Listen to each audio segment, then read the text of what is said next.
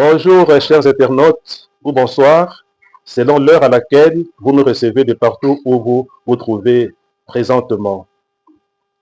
Nous venons par devant votre bienveillance pour vous entretenir d'un sujet qui a toujours été d'actualité, mais quelque peu ignoré par certains ou par la plupart des hommes et même des chrétiens du monde actuel. Le sujet en question, c'est ou se présente comme suit. Hommage à la nation française pour le don de Pauline Jaricot. Hommage à la nation française pour le don de Pauline Jaricot. Partant de ce thème, nous le comprenons bien. Nous saisissons qu'il y a lieu de commencer par parler d'abord de Pauline Jaricot pour que nous puissions nous rendre compte du bien fondé qu'il y a à rendre hommage à la nation française. La fille aînée de l'Église, comme aimait bien le dire sa sainteté, le pape Jean-Paul II, d'heureuse mémoire. Que pour bien rendre le thème en présence, nous allons procéder par 3 étapes importantes avant de conclure. La première étape est axée sur la biographie de Pauline Jaricot, française. La deuxième étape est axée sur l'œuvre ô combien grandiose réalisée ou abattue par Pauline Jaricot, la française. Et en troisième lieu, nous allons devoir tirer des leçons partant de la vie ou de la biographie et de l'œuvre de Pauline Jaricot, pour laquelle nous rendons hommage à la nation française. Qui est Pauline Jaricot? C'est la première question pour revenir sur sa biographie. Pauline Jaricot est une Française. Elle est née en 1799, donc en 1799, dans la ville de Lyon, d'une famille bourgeoise. Son père se nommait Antoine Jaricot, tandis que sa mère, Marie-Jeanne Jaricot. Le nom de famille de Marie-Jeanne Jaricot est Laratier. Mais mariée à monsieur Jaricot, elle est devenue Marie-Jeanne Jaricot. Pauline Jaricot, fille de monsieur Antoine et de madame Marie-Jeanne Jaricot, était à ses débuts mondaine. À l'âge de 17 ans, elle sera illuminée. Elle va se convertir au christianisme. Elle va connaître le Christ. Elle va découvrir le Christ comme trésor de sa vie. Finalement, elle va s'adonner à la prière et à une vie de prière intense, particulièrement à l'Eucharistie. Pauline Jaricot était caractérisée par l'humilité. Telle est sa première vertu. Sa deuxième vertu, c'est la charité. Elle avait un sens aigu de la charité.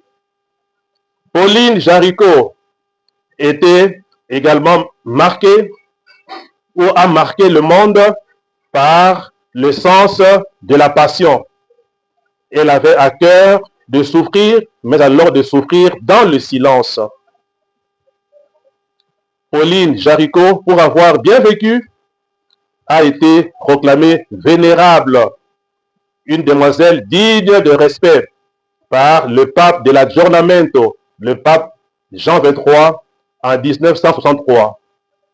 Elle a été béatifiée il y a de cela 3 ans, précisément le 22 mai 2022, dans sa ville natale à Lyon, par le pape François qui venait de nous quitter, mais à l'occasion de cette béatification, le pape François avait délégué son émissaire en la personne du cardinal Louis Antonio Joachim Tagle, celui qui a célébré la messe de béatification de Pauline Jaricot au nom du pape François et dans la ville de Lyon.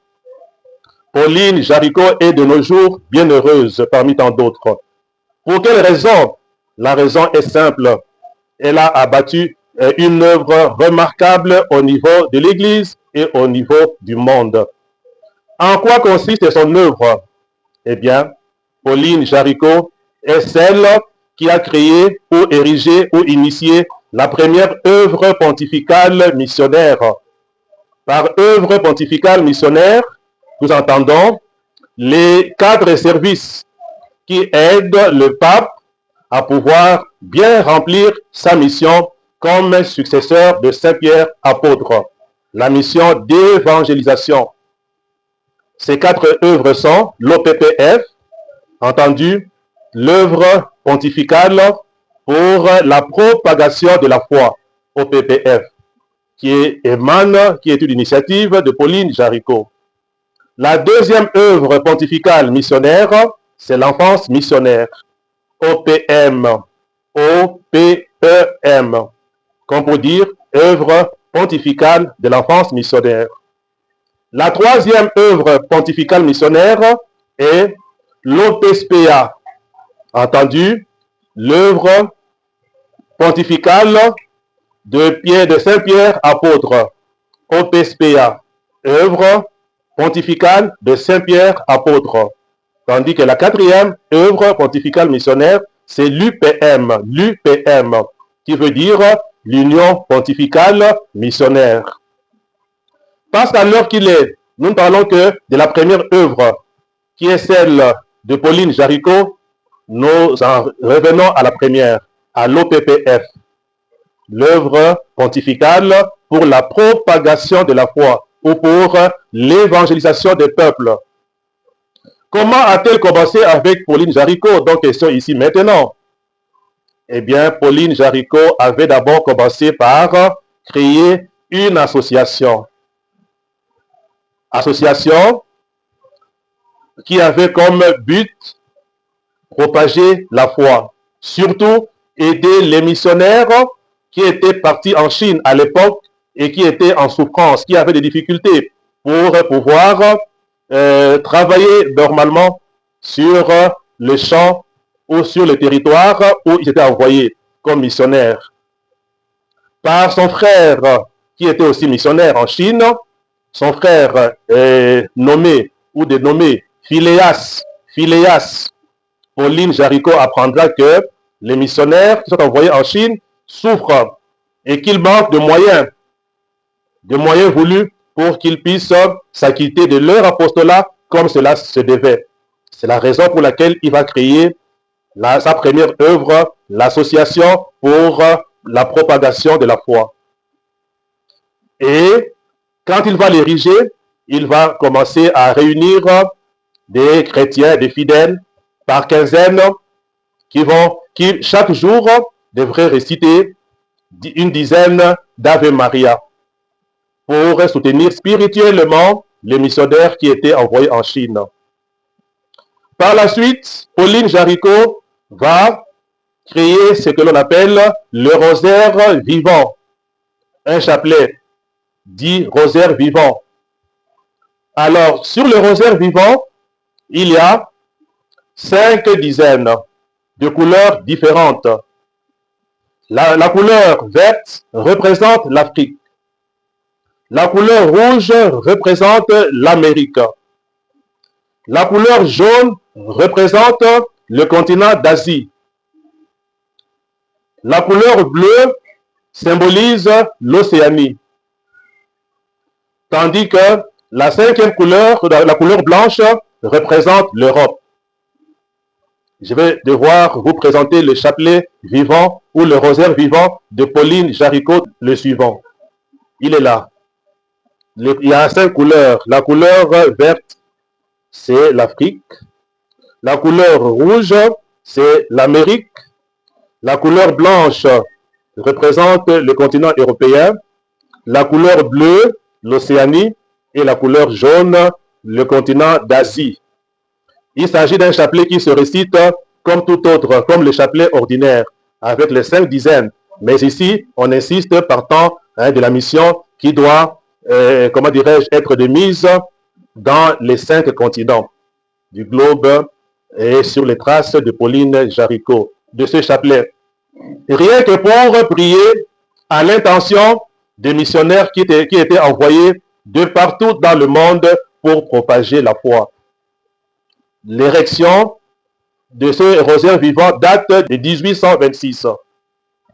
Et par après, en 1860, Pauline Jaricot va ériger une usine, une fonderie de soie qui devrait transformer la soie, la matière appelée soie, et en habits, en sacs, en malchapelle pour les missionnaires envoyés en Chine particulièrement.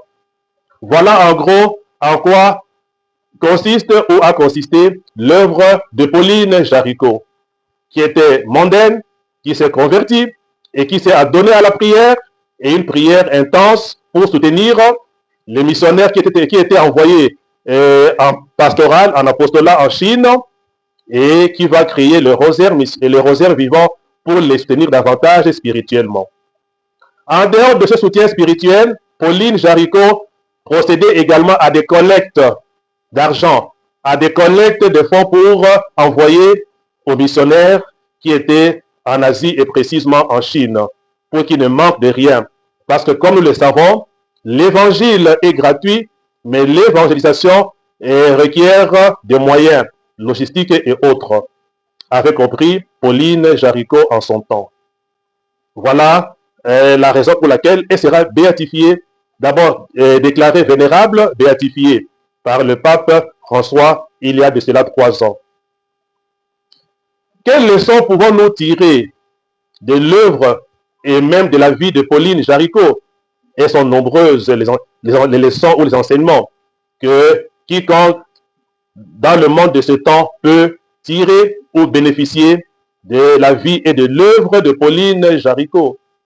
Je m'en vais seulement vous en citer quelques-unes parmi les leçons dont question.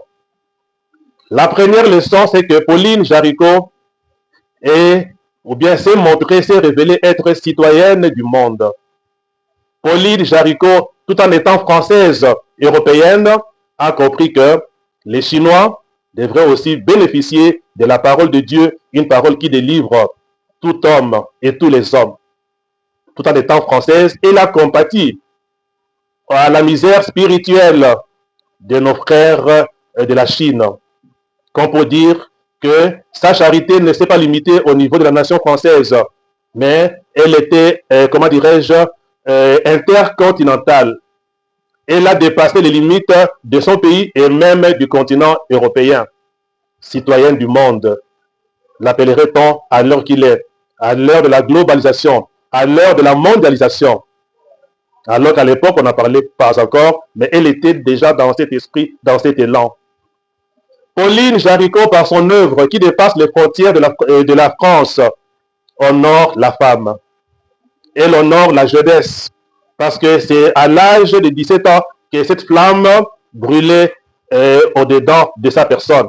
Encore toute jeune, elle a senti cet élan. Elle fait honneur à la femme, oui. Elle fait également honneur à la jeunesse. Comme pour dire qu'un jeune peut aussi abattre une œuvre qui puisse marquer les peuples, qui puisse marquer le monde. Pauline Jaricot, par son œuvre, fait également honneur aux laïcs. Elle n'était pas religieuse, elle n'était pas consacrée, mais elle a fait une œuvre pour laquelle l'Église lui sera toujours et déjà reconnaissante.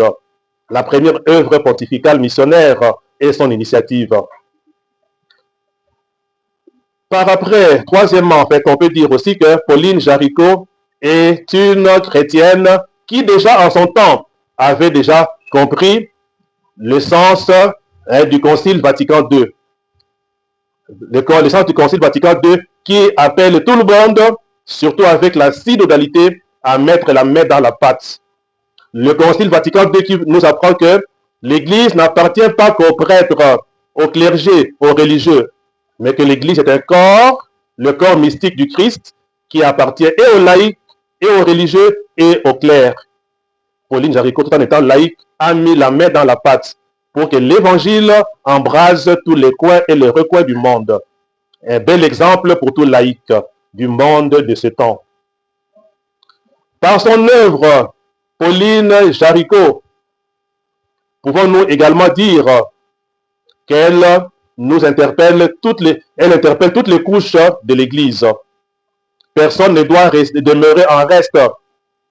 Tout le monde, partant du Sensum Fidelium, dont parle le synode sur la synodalité, doit participer, doit se ressaisir pour connaître ses talents et donner le meilleur de soi-même pour que notre Église aille de l'avant et pour que le monde connaisse davantage le Christ, qui n'est pas encore très bien connu de par le monde qui est le nôtre. Comme pour dire que Pauline Jaricot, qui a soutenu spirituellement, matériellement et financièrement l'Église, nous sert d'exemple à plusieurs niveaux.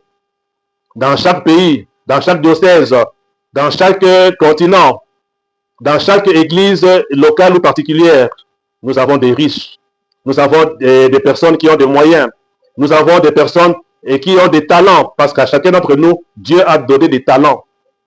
Si pas l'argent directement, mais le talent que nous avons, à l'exemple et à l'école de Pauline Jaricot, sachant les mettre à la disposition de notre Église, de l'Église mère, pour que cette dernière puisse remplir sa mission correctement, une mission qui est fondée sur l'évangile de Saint Matthieu au chapitre 28, le verset 19. Allez de toutes les nations, faites de toutes les nations mes disciples.